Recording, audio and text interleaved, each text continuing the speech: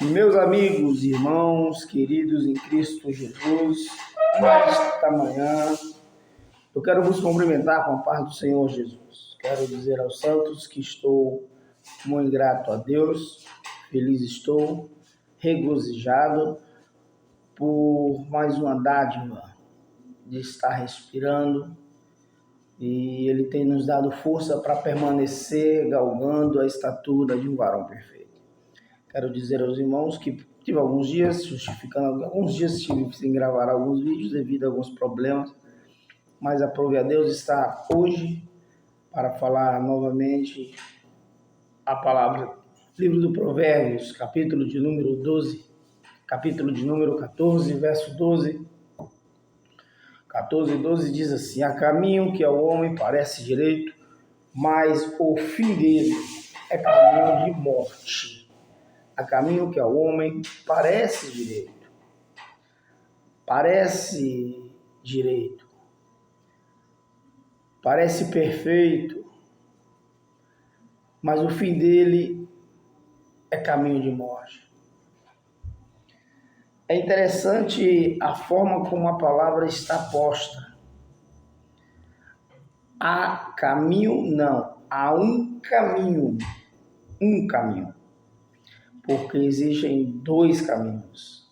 Há um caminho que parece direito, mas o fim dele é caminho de morte.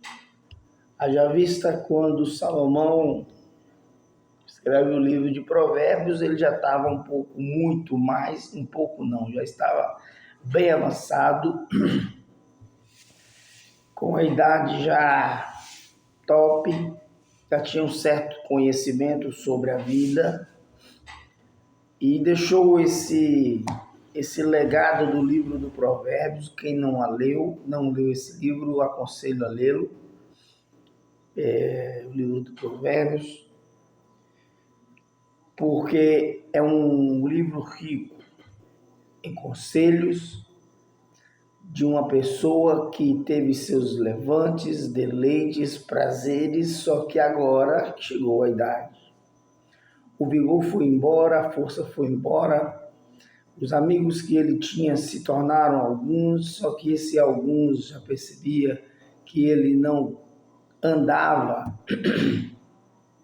com suas próprias pernas, já veio alguns tipos de doenças sobre a vida dele.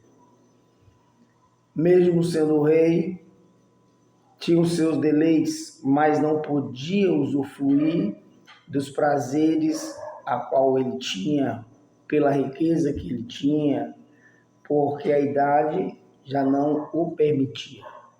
E um dos conselhos que eu acho épico na Bíblia é esse. Capítulo 12, verso 12, diz que há caminho que ao homem parece direito, de Provérbios.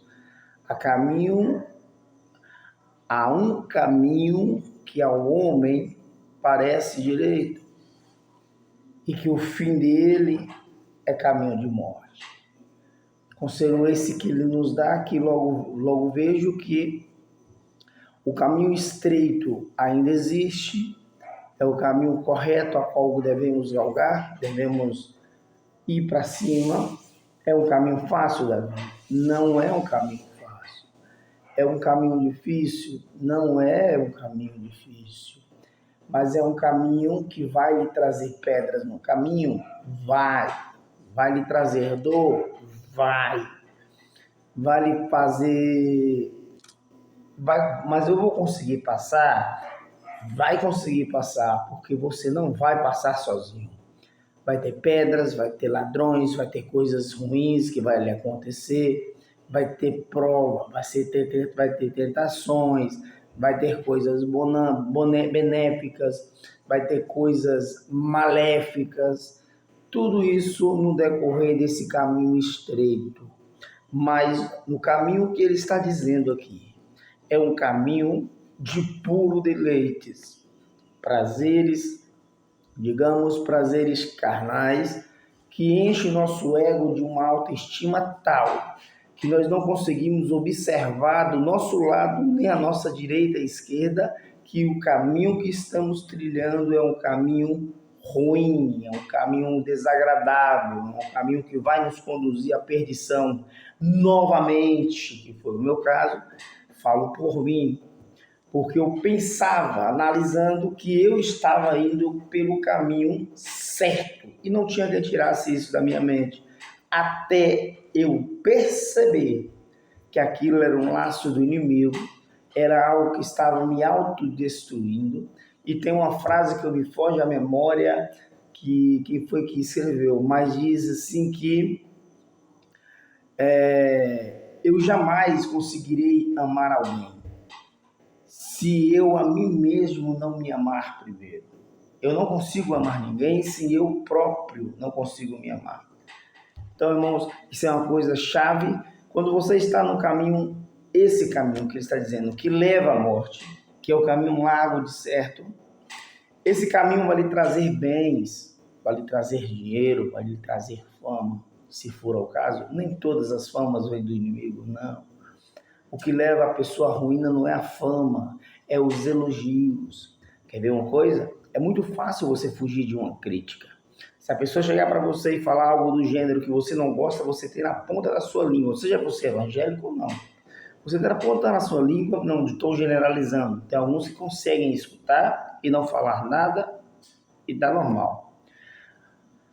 Mas, se te dá um elogio, nossa, você é uma pessoa agradável, você sabe dialogar bem, você manuseia bem a palavra de Deus e coisa e tal, e assim vai.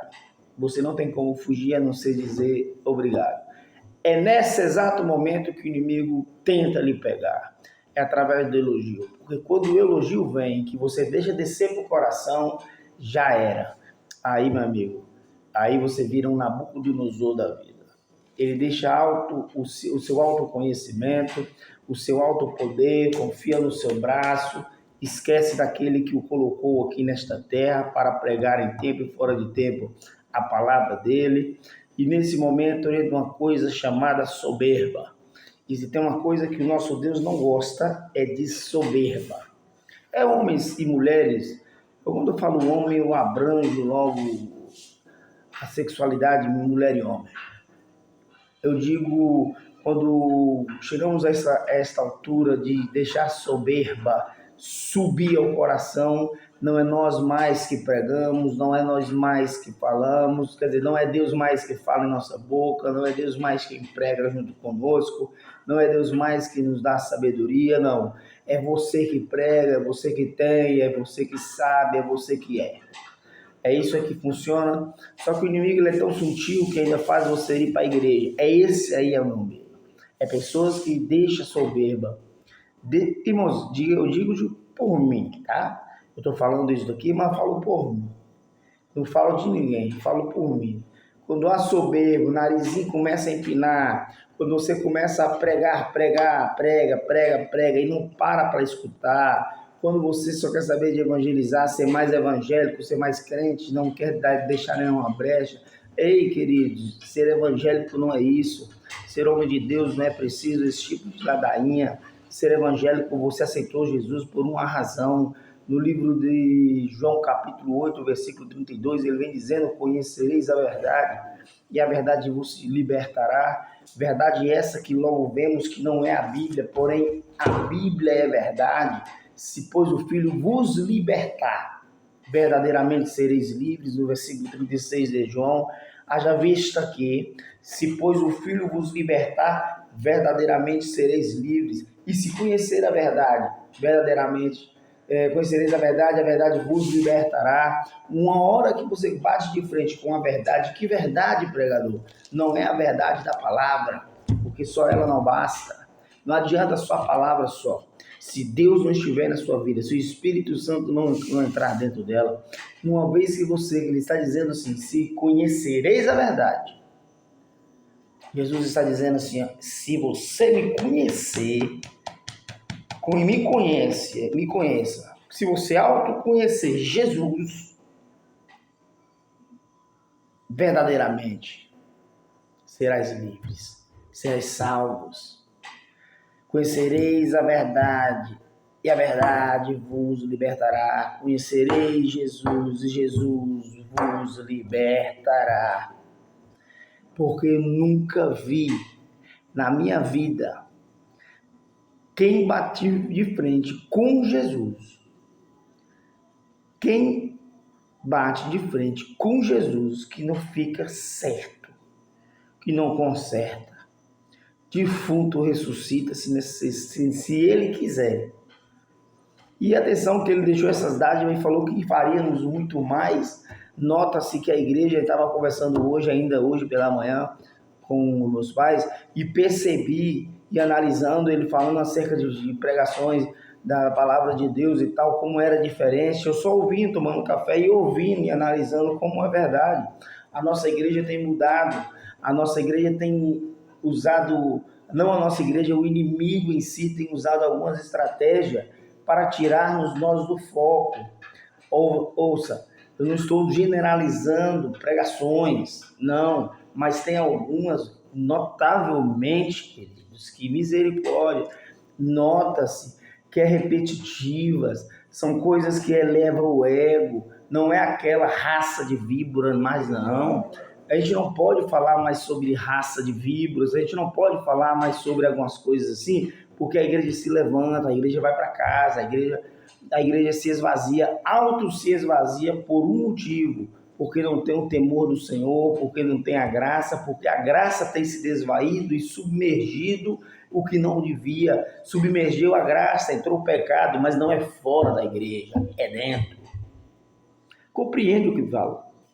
É dentro. Se Jesus, uma vez que ele te libertou para você ser livre, mas não livre para pecar, não livre para os deleites do mundo.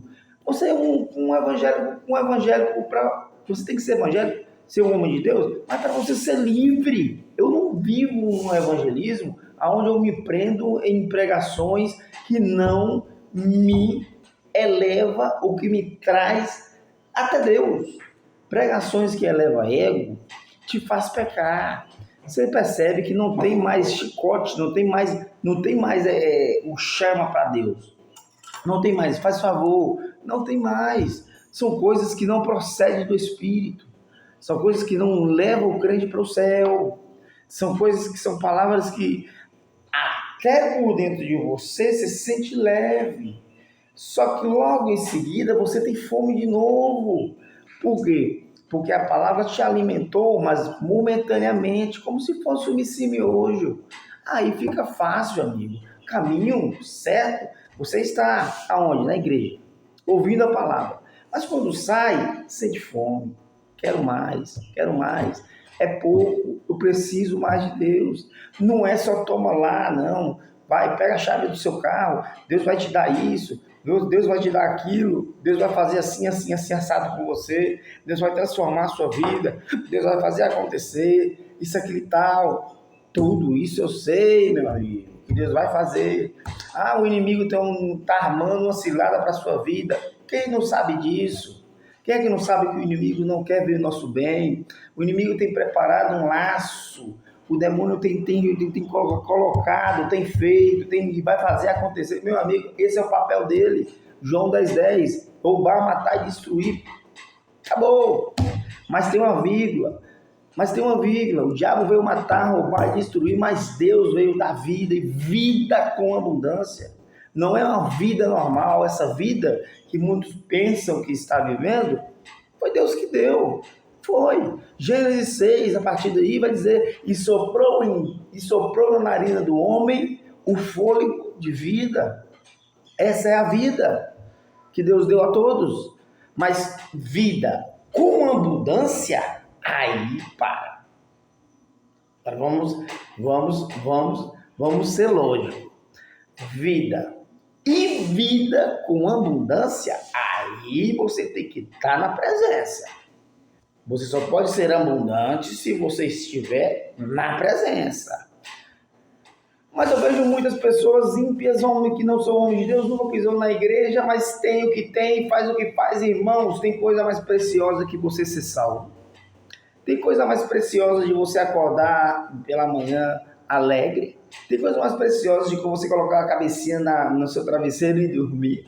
Eu nem falo de bens materiais não, que isso é consequência do que Deus te dá mesmo. Porque ele dá e ele é assim desse jeito. Ele não deve nada a ninguém. Se você der a ele, ele retribui você em dobro. Eu não estou dizendo só financeiramente não, irmãos. Ah, mas ele é dono do ouro e da prata. Sim, e a igreja que você senta lá? Como é que fica? Não é paga em matéria? E o ar-condicionado ligado que você fica? Aí falamos agora, entramos em outra mensagem, uma outra coisa. Se for para pregar por aí, é perigoso até eu apanhar. Sobre dízimo e ofertas. Eu não vou, vamos ficar por aqui mesmo. Vamos ficar no caminho é esse, o caminho certo, no caminho correto. Vamos andar pelo caminho correto, que esse é o caminho que vai te conduzir ao terceiro céu, aonde Deus está. E Ele está esperando por você. Lembra daquele irmãozinho lá atrás que pecou, que falhou? Vá atrás dele. Está indo pelo caminho certo. Não esqueça dele, não. Não faça como muitos aconteceram, não. Muitos. Não foram só um, não. Eu falo de muitos, de muitos. Quando eu deslizei, prego ainda até hoje, graças a Deus, pela misericórdia do Senhor, mas depois de muito tempo que eu voltei a pregar, mas por um deslize só, passei 8 anos, por um deslize, não ponho culpa de ministérios, não ponho culpa de pastores, presidentes, não ponho culpa no presidente, não ponho culpa em ninguém, mas se fosse comigo, no meu caso, eu tinha o prazer de parar o carro, pouquíssimas, eu sei até os nomes das pessoas que pararam, foram 5 pessoas ao todo. Eu sei o nome dos 5 que teve a oportunidade.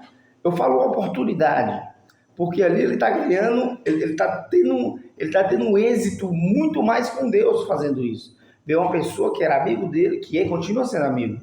Eu não perdi a amizade de ninguém porque eu saí, não. Só que a falta de sabedoria era tanta que nunca vieram aqui em casa. Ou quer dizer, não é obrigação, mas ir por todo mundo e pregar o evangelho. Pregar para mim, na imaginação do inimigo era essa, deles era essa. Eu não vou pregar para quem conhece Bíblia. Ele sabe de onde ele veio, mas não é por aí. Às vezes precisava de uma mão erguida, como Armínio diz, Jaco Armínio. Um homem decaído, ele não consegue se levantar por si próprio. É preciso que venha um outro homem, mesmo ele querendo, mas que venha e erga ele, com a ajuda do Espírito Santo, é lógico. Meus irmãos, assim eu agradeço, tenham um excelente dia, um bom domingo e a paz do Senhor. Amém? Vamos estar firme na rocha, porque esse é o nosso propósito.